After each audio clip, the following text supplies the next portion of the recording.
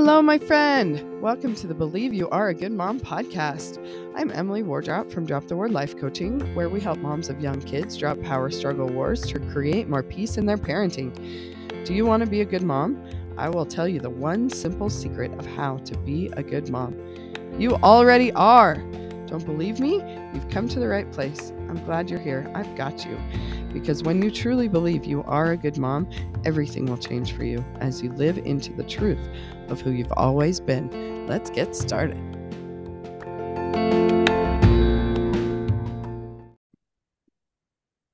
All right, welcome back to the Believe You Are a Good Mom podcast. I'm so excited to have Leah Davidson here with me today. Leah, do you want to introduce yourself? We'll just jump into that. Sure. So I am a coach and also a speech pathologist. I'll tell you about that in a minute. And I live in Toronto, Ontario, Canada, with my husband. We have a blended family of 5 kids. They are all headed into young adulthood. So our family is quickly expanding in numbers as a couple of them have, partners, but it's shrinking at home. I call myself sort of the stress burnout resilience coach. And my favorite thing to talk about is the nervous system. So I'm sure we're going to dive into that and how it impacts parenting. I also am a speech language pathologist. And for the past 2 decades, I've been working specifically in the area of cognitive communication and traumatic brain injury. And that is sort of where my interest in the brain started, just learning all about how to work with people, help them after they've suffered traumatic brain injuries, and learning about neuroplasticity and then the nervous system and mindset and how it all pulls together. And then when I found coaching, it was really just marrying the 2 worlds. And that's where I'm at today. Awesome. That's so fun. So traumatic brain injury, right? So we hear the word trauma. It's kind of even like a buzzword now, which is great that it's becoming more mainstream to even think about, because it's like, it seems like trauma used to be, oh, that's PTSD if you were in war, right, or maybe if you were in a car accident or got abused, something like really big. Yeah. But literally our brains, like any little thing, they think is an injury, right? That's right. So it's so interesting how you've actually worked with like legit brain injuries, and it's the exact same tools that help us in our day-to-day. That's right. Brain injuries. Yeah. So they divide trauma, or they still do. And it is kind of helpful just for classifications into sort of big T and little t. And big T traumas are those things like you think about war, or what I've been working with, traumatic brain injuries. People have accidents. So these are sort of the obvious traumas. The little T traumas are the everyday things, because really trauma is not what happens to you. To use Gabor Mate's definition, it's what happens in you based on what happens to you. Yeah. So it really is an internal response, because lots of people actually can have a big T trauma, like accidents. A lot of them will have PTSD because of what happens inside of them and sort of their identity crisis and the things they go through. But it's not always the case, because some people, there's just different skills. We have different resilience levels, different genetics, different outlook on life. There's so many different things that impact our own personal experiences. And then smaller T traumas often are cumulative, and we have all experienced trauma. There's not one person who has not experienced trauma. It's just sort of the degree and the tools we've had and how we've learned to cope. And I do think it's a buzzword right now, thankfully, really, because people are starting to understand that actually what happened to you in the past does make a difference now. Mm-hmm. It's not sort of, it used to be cliche, roll your eyes. Oh yeah, talk about your childhood, blame it all on your parents. Mm-hmm. And while we're not going to blame it all on our parents, because our parents can just turn around and blame it on their parents and their parents and their parents, we do have the recognition that things happen, and how people experience those things impacts how they move forward with life in many, many areas. Yeah. I really like how science has kind of validated the like the coach thing, that the circumstance is neutral and then it's your thoughts about it that create your experience, in the way that you just described, how two people can experience the same, even big T trauma, and not have the same experience of that circumstance. Yeah. And it's not even conscious thoughts necessarily. Right. It's the subconscious nervous system Right. reaction to it. Yeah. So sometimes we use the model to beat ourselves up. Oh, why can't I just thought work my way through this? But it's not in the conscious brain. Right. It's just the way your body reacted, and it's not a bad thing. It just is the way it is. Right. And so Oh, sorry, I'll let you talk. No, I was just going to say, because I obviously, go with the model circumstance, you can have your thoughts about the circumstance, and that's absolutely true. I always say to my clients, and when I work with people, and I actually am doing a training for coaches right now, all about advanced nervous system resilience, because between circumstance and thought, there is a space. And that space is your physiological, your biological response, which puts you in a certain state of your nervous system. So when you walk into or presented or faced with a circumstance, any kind of circumstance, whether it be another person, a situation, your past, your nervous system is constantly scanning. And it's scanning safety, danger, safety, danger. That's all it's looking for. It's actually safety, danger, and extreme life threat. So it's sort of three choices. And it will put you into a certain state, depending on what the circumstance, what you're picking up. We call it what you're neurocepting. So it's almost like that subtle cues, what you're reading in the environment, what you're feeling in your body, what you're sensing in the energy between us. That will put you in a certain state. And based on that state, it is the filter from which you see everything. So your thoughts are going to be flavored with that state. Yeah. And then from their thoughts creates your feelings, create your actions, and so forth. And that's, I think, a piece that we have been missing. We sort of skip over, recognizing that, hey, there is a physiological thing that's going on when we're confronted with things that does impact our thinking, our feeling, our actions, and our results. And we need to take care of that piece. And that piece for me and what I teach is the nervous system. Yeah.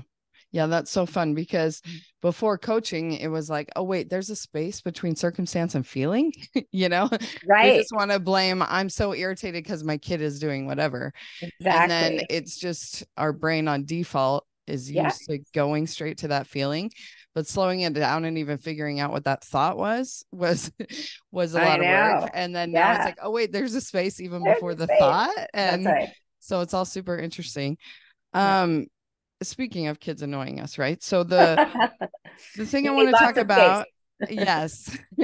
So it's really, I love the science because I feel like it validates my experience. So I'm not just crazy. I'm not just an impatient mom. I'm not a terrible mom. I am a good mom that has a nervous system that's working correctly. Right. That's right. Exactly. And so not to blame it all on that and not even have to work on it, but to realize, like, I don't have to beat myself up. What's wrong with me? Why can't I stop yelling at the kids? Why can't I just keep it together? Or this is my new one.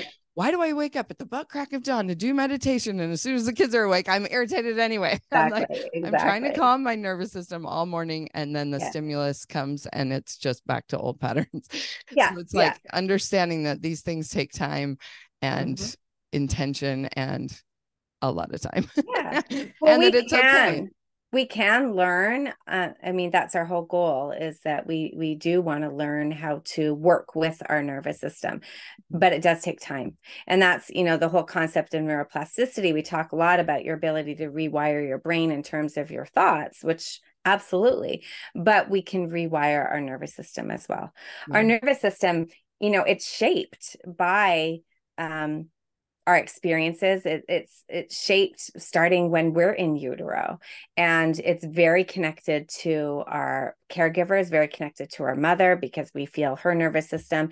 And then as young children, the young child, when they are born, they are looking to parents to co-regulate with. They don't have the ability to regulate their own nervous system. So as a parent, you are that person. And if you think, I sort of look back and I'm like, oh, gee, I was responsible for that because I didn't have a good grip on it myself. And that's what happens, right? Is our children, they're looking to us. We don't necessarily know how to co-regulate because we were looking to our parents who didn't know and looking to their parents. And so it sort of continues along.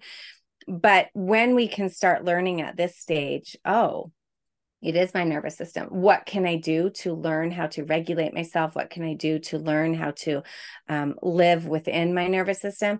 I can then teach it to my kids. So, and I can co-regulate with them. So as much as I give myself grace when I'm like, okay, that was just my nervous system. That's just what's happening.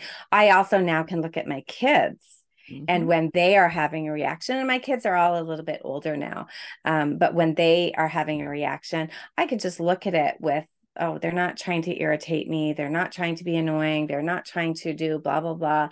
It's their nervous system. Yeah. It's their nervous system. What can I do to help support their nervous system to find safety? Because really the nervous system is all about craving safety. Yeah. And that's what we're trying to create. And then ironically, the opposite happens. So the kid is whining, and then that triggers my my mommy physiology, you know, because I'm wired to take care of their needs. So if they're whining, then they must need something, but it like grates on my nervous system. That's like no other, that whiny voice, right? So then I'm dysregulated, they're dysregulated, and it's all a big mess. It's all so if I can remember, and then of course we learn these things and we want our kids to do it. Like, oh, they're pitching a fit. Let me teach them how to breathe. Right. Yeah. But it's and that's true. Yeah. And also when I say teach them, it's really modeling them. Like, you know, like as kids get older, you can be a little bit more directive and like, hey, why don't you try that? But when they're younger, it's really, they're just watching you. And they're looking for cues from you. They're looking from how you approach them, and they're reading that. That's teaching them how to regulate themselves by watching you regulate you and how you deal with them when they're dysregulated. So, but it's a learning process. We don't have to be perfect about it. We, you know, just even sometimes the awareness can make such a difference. It removes that, like you had said earlier, that shame and that blame and all those negative, that inner critic that, oh, you're such a terrible mother. No, I'm a mother who has a nervous system that I am learning how to regulate. Yeah. Yeah. It's simple as that. And it's a skill that we were not taught. But I also am thinking that previous generations didn't really need it as much as we did, because they didn't have, you know, the food and the screen time and the sleep problems and all the things that are like, it's I feel like we're David against Goliath on the sugar company and all the things, you know, and so just the world in which we live is very dysregulating to our nervous system. Exactly. Just playing a video game dysregulates the nervous system. So we have you know, connection is one of the ways that we regulate ourselves. And you look at the amount of connection that people had previously versus now. We have a lot less connection. People are connecting through technology and social media. And just by nature of that, there's a lot of comparison. It's very fast paced. It's not necessarily real. And so that in itself is very dysregulating. We also are living in a culture where we have access to information so quickly. And if you look at what's on the news, really the news is just watching the news. You know, I talk about secondary traumatic stress and collective traumatic stress. Just by watching the news, we are experiencing trauma. And this is something that our news is very fear-based. Like you just think we just came out of COVID. I mean, talk about an environment where it was so driven by fear, whether or not it was accurate to, you know, I don't want to get into that, but just every time you turned on a TV news, there was something that was scary. And we were driven by that. And that is consistent. You watch the news, it's about accidents, it's about shootings, it's about, no, these are all things that are happening, but we don't have a balance of the other side of things, which heightens our nervous system. We become hyper vigilant. We don't feel safe in the world anymore. We don't feel safe in schools. We don't feel safe walking down the street. That has a huge impact on your nervous system. Yeah. So yes, I would agree that I'm sure that there was a lot of different things that they had to deal with in the past. Yeah, But exactly. we are dealing with this technology, this fast pace, this immediate in your face, which is collectively causing a lot of trauma. Yeah. Yeah. They had to deal with things that I cannot even imagine on basic human need level. Right. And now that we Right. have those so easy, then we have to make it complicated on a more That's right. emotional level and all That's the things. right. Yeah. Yeah. It's more emotionally dangerous. They had to deal with a lot more of that physical danger. We're dealing with this emotional danger, which our brain doesn't recognize the difference between a real and perceived threat. So it treats everything like it is a real threat that we have to protect ourselves. We have to go into fight, flight, freeze. We have to do that. And which is not the case. And we are not meant to be living in survival mode all the time, Exactly. which a lot of the time we are like Yeah. just getting through the day. We feel it. And I think a lot of parents, especially during COVID, it was just survival mode. We're meant to have survival and come back, peak up with stress and then come back to home. And we're not able to do that when we're constantly bombarded with signals of danger. Yeah. And when I learned that every time you're interrupted, cortisol is released, I was like, oh, my whole life is validated now. That's I'm right. like, see, I'm not just a grumpy mom. I'm like, I'm literally constantly interrupted. I can't do one thing and complete it without 75 interruptions, That's right. And so that cortisol is literally pumping through my veins all the time. I'm in fight or flight all the time. And like I said, our biology is like when the baby whines, we're like supposed to get irritated by that in order to meet their needs, right? And so it's a lot when you're a new mom, and as you add more and more littles into the house, you're literally in fight or flight all day. Like we have to find the times to regulate our nervous systems in order to co-regulate with them, in order to just keep our sanity, in order to do all the things that are needed of us without burning out. And so can you give us some practical takeaways? Like, how do you actually do that? How do we regulate? So one of the things that you were saying, you're in constant fight or flight, and that becomes the biggest problem, is that it's almost like we've changed the setting on your system, that where safety was, there's no longer a space because you're spending so much time being dysregulated. I refer to it, for people, I say it's like we have a home base where we feel safe. And that home base is where you're going to have access to compassion and creativity and kindness and tolerance and resilience. But as you are constantly dysregulated, you leave that zone and you move up. I call it moving up into what I call team hyper. You become hyper aroused all the time. That becomes your new home. And so you're spending all your time there, that even coming back down to safety feels dysregulating. So that's why a lot of moms, a lot of people in general, when they spend time in team hyper, they're chronically busy, they're frantic, they probably are buzzing on some level of anxiety. They're just constantly, maybe they're defensive, they're irritable, they're annoyed. We recognize all these things as moms. And then when we say to them, do something like, oh, you just need to relax. You just need to, they don't even know what relaxation looks like. Yeah. And when they do relax, it doesn't feel good. It feels uneasy because they have not spent enough time. So the first thing that I usually encourage people is we do have to build up your zone of safety a little bit more. You do have to start with just tiny and, just like dipping into it. Is there something throughout the day that you can do that just calms you down for a minute or so, even 30 seconds? And I usually start with breath with people.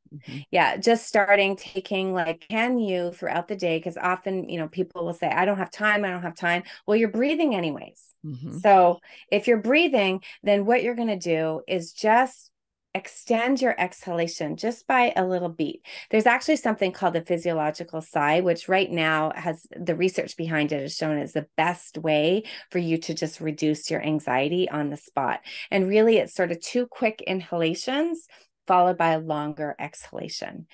And if you can just do that periodically, what it's doing is it's not going to be like, and then you're like, oh, that's it. The rest of my day done. It's not going to work like that. But what it does is it's sort of like building up a little bit like that drop of water in a bucket, you're putting that drop of water in there. And then throughout your day, you do it again. There's another drop of water and another drop of water. I'm from Canada, originally from Quebec, and there's something called we have a lot of maple trees, and so this is Canada's known for maple syrup. And there's something called sugaring off. Is when you go up into where they have these maple syrup. I think they call them maple farms. I'm not even sure. And on the bucket, on the trees, they have a bucket. And when you go there, they show you the process. And the process first starts with like they put a little tap in the tree and you look at the bucket and it's like one drip every, I don't know, it feels like a long time, like maybe every 5 minutes, maybe every minute. And you watch it and it's the sap coming out of the tree. And then they move you along and all of a sudden the bucket's full. And then they take the bucket and they bring it to this huge vat where they boil it and they boil it down and it turns into maple syrup. And then they pour it in the snow and you rub your popsicle stick in it or you twist it in it and then you eat it. It's like this taffy mixed with snow. It's really delicious. But I was always amazed, and I still am. How does that drop become the bucket, become the vat that gets boiled down, becoming the maple syrup? And I remind myself every single day when I'm taking that breath, that even though it's just a drop, it's going to get to the bucket. And the more you do it, the more your brain starts to recognize, oh, there's some relaxation again. There's some relaxation again. So the breathing, I would say you don't want to go without. The other thing that I teach my clients, and it is one of my favorite things to do, is what I call the rag doll. Stress cannot exist in a relaxed body. Like this is something that they've known. Stress and anxiety cannot exist when your body is relaxed. So if you can take a second to just completely relax your body, and the rag doll is where you just like literally think of, dropping. I have, if you think of, Toy Story. I had one of my clients share this with me and I thought, oh, that's genius. It's like when you think of all the toys and the toys are doing all their thing and they're moving around and then, Andy's coming. Walks in the door. Yeah. And everybody just falls down. And I know they have like on YouTube, the Andy's coming freeze dance. And I'm like, we need to be doing the Andy's coming nervous system regulation because that's essentially what it is. Every once in a while, you just need to drop the stress from the body. Again, it's not like, oh, and I feel great and the rest of my life I'm going to be calm. But what it does is it's building up your zone of safety. Your body is recognizing more and more that it is, oh, it feels good to be relaxed. I can do this. And those are two things that you can do, like just online in life. Just continue. You're walking with your kids to the park. You just sort of, we went on a family trip to New York City in January and I think we walked like 30,000 steps. And at the end, and it's with all my kids and I love my kids. Like we all love our kids, but we all know, even when your kids get older, you just like, sometimes they just drive you crazy and the bickering and the comments. And at one point we were sitting by a fountain and I just stood up and I totally just ragdolled. I just leaned over. I sort of shook it all out. And my daughter-in-law, who knows this technique, she's like, are you ragdolling? And I'm like, oh, I am. I am. And I recommend you do it too. And if we all did it, we'd probably be all getting along right now. So little things like that really send messages of safety back to your body. And that's what we're trying to get to. Yeah. Yeah, that's so funny. So I've been in a couple car accidents, so I have a lot of car anxiety. This is like my huge healing that I'm working on right now, And one of my things in the past that I would do to relax in the car is drunk drivers never get hurt. So I like sit there and like pretend I'm like drunk and like relax my whole body. Because when my brain thinks I'm gonna die, because it does, yeah. And then I'm all super tense, right? And then that is if we actually did get in an accident, I would get hurt because I'm so tense. And it's like that all day long, like you just described. If we're like in this state of anxiety and tension, then one more stimulus comes and we crack, right? But if we're relaxed, you literally can't be anxious or Exactly. when Yeah, you're that's so true. relaxed. So That's that's so fun. true. I mean, I do working with car accident victims. I do the same thing because I'm very aware of the chances, and it's exactly it, or if you're asleep or something like that. So on a long trip, I'm like, I'm out. I'm Yeah, sleeping the through. rag doll just goes, Yeah, flops yeah, around the car and doesn't get exactly. hurt. Exactly. It's The funny. third thing I do want to offer to put Mhm. it all together, because you mentioned like you know, you're in fear. It is fear that jacks us up. So we want to be constantly reassuring ourselves that we are safe. And of course, you have to be safe to reassure you're safe. But in this day and age, majority of time, unless we're like in a war zone or we're in some type of, you know, acute abusive situation, we are safe.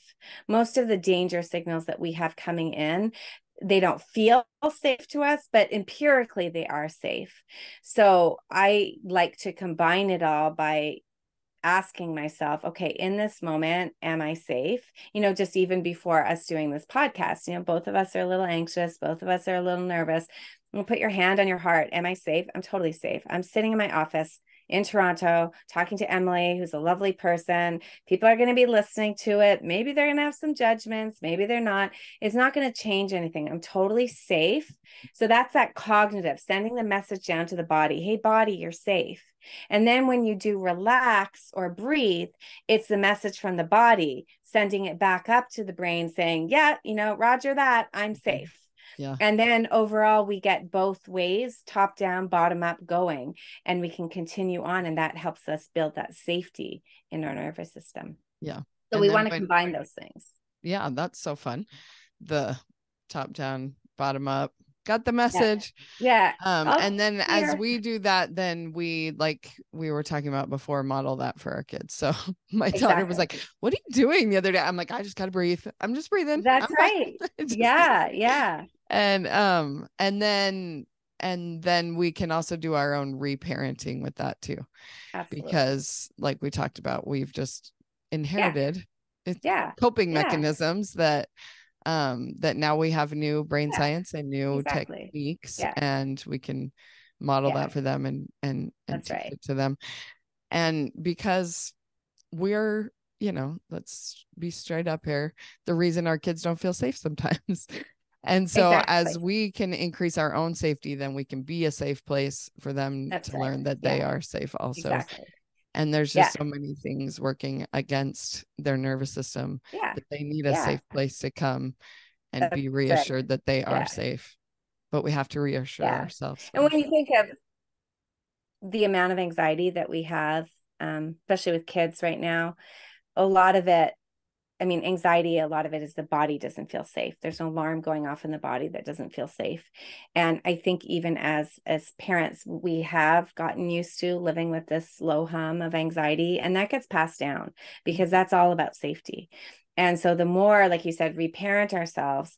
I am safe. This alarm going off in my body, what is it needing from me? It's often needing love, attention, compassion, patience, tolerance. It's needing all the things that we didn't get as a child. And when we can calm that alarm down, calm that anxiety down, then we can pass that on with our kids, and we can help them when they're feeling a lot of the anxiety. Yeah, it's just your body doesn't feel safe right now, but you are safe and you're loved and you're supported, and all those things. It becomes like we can sort of break the chain Yeah. if we are learning how to regulate ourselves.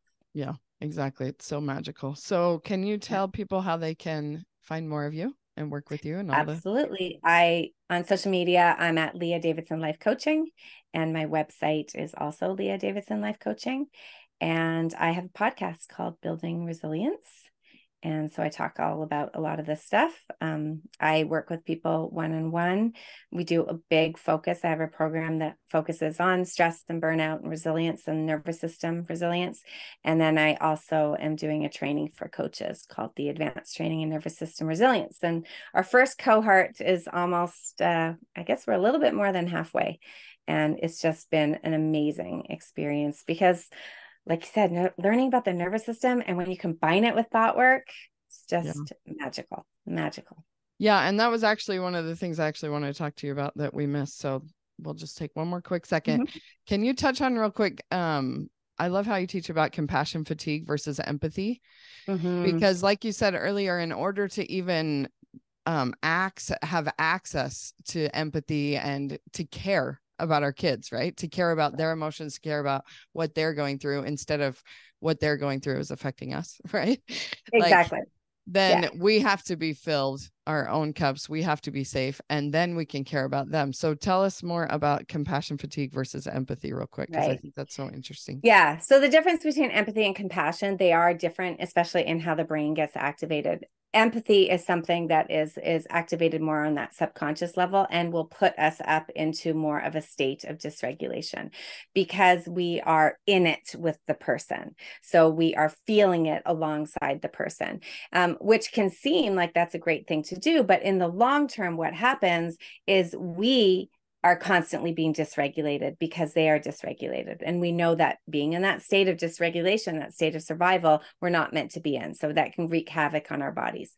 Whereas compassion is something where I am sitting alongside you. I can draw from my own personal experiences, and that can resonate with me so that I can know what you're going through, but I have a little bit of that detachment. And we feel compassion in that safety zone. So those are the difference between compassion and empathy. Now, compassion fatigue was coined years ago, and it's a little bit of a misnomer now because it's not really compassion fatigue, which is the problem. It's empathy fatigue. Although Gabor Mate has said the problem is we don't have enough compassion for ourselves. Yes. But what happens with compassion fatigue is it's a combination of almost caring too much, getting too vested, along with what is called secondary traumatic stress, which is just what we talked about earlier. I can sit with you and hear about your trauma. And what happens is my body and my nervous system is going to latch onto that information as if I've experienced it as well. So I can walk away from situations actually having symptoms of trauma just by hearing yours. So we have to be very cognizant and very conscious that that can happen. And again, that means that we have to be regulated when we're hearing people's stories of stress, when we're helping people, when we are going out of our way to support, whether it be our kids, our family members, our neighbors. We do need to be taking care of ourselves and being compassionate with ourselves and regulating ourselves so that we're not taking on their problems, because that's when burnout happens. Yeah. So compassion fatigue is a secondary traumatic stress plus burnout put together.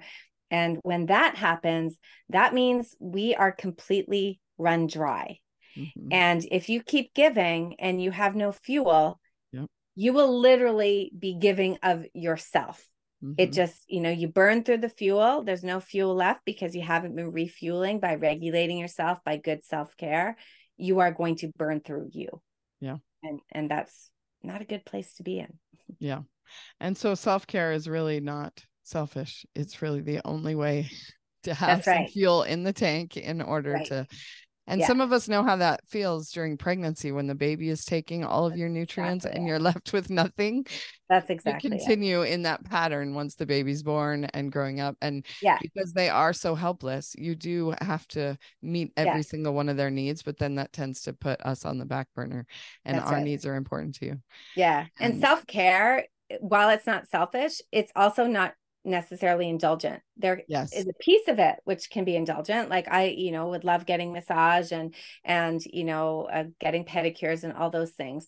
But often self-care doesn't feel good up front. And that's the thing we think of. We want to do things that feel good up front, but we also want to be doing things that may not feel great up front. We know, though, that the payoff. So things like exercise. It doesn't feel great for everybody up front. Not everybody's like jumping, oh, I can't wait to go do my exercise. But we know that it's a kind of self-care that long-term it's going to help us. So it's having that balance and recognizing that not all self-care is the warm, fuzzy kind of self-care. But we still want to do it. We still want to engage in it. Meeting basic needs self-care, like getting enough sleep, or that's right, sleep and sunlight and nutrition. That is, I mean, the foundational aspects of self-care, which a lot of us, we don't even do that. Yeah. Yeah. Awesome. Okay. Well, thank you so much, because I love how you explain that misnomer that you can't fatigue on compassion. Compassion is from a healthy place. Yeah. And I think that we beat ourselves up sometimes that we're not more empathetic, but that again is our own body keeping us safe. We don't need to actually feel everyone else's emotions. We have enough emotions in our own body to deal with. Yeah. And so when we can regulate ourselves, then we can when we come with a full cup, then we can actually care about those we're taking care of. Yeah. And we do want it. We want to have compassion. We want to, but we need to be protecting ourselves when we have it. And I think it just gets confused. And empathy, there's so many different definitions out there about it, but I do think, compassion is the form of empathy, so to speak, that we want to be vested in, because that's the one that takes care of others, that we are there with them, that we are supporting them, and it takes care of ourselves. Yeah. And again, if we don't have it for ourselves, we don't have any to share. So that's right. Exactly. With all the compassion for ourselves, that we're not crazy. It's just our nervous system. That's right. And we got to be regulated to access it. You can't access compassion from dysregulation. Yeah. Awesome. Okay. Well, thank you so much, Leah, for being here. You're so welcome. We'll talk to you next time. Thanks. Hi, thanks so much for listening. Have you signed up for your RBC yet? What is an RBC? Well, it's a relationship boost call, and I am gifting 365 of these for free this year. So go to dropthewar.com/appointments to find a time that works for both of us. We'll hop on Zoom for a quick 15 to 20 minutes, and all you got to do is have somebody in mind that you want to improve your relationship with. It's fun, it's easy, it's a good time. You're going to feel amazing afterwards. And no strings attached. Just come on, have a great free coaching call, and then go on your way. And you can come back for as many as you need, because we know it's no one and done around here with relationships. So go to dropthewar.com/appointments to find a time that works for both of us. And let's get boosting those relationships. See you there. Bye.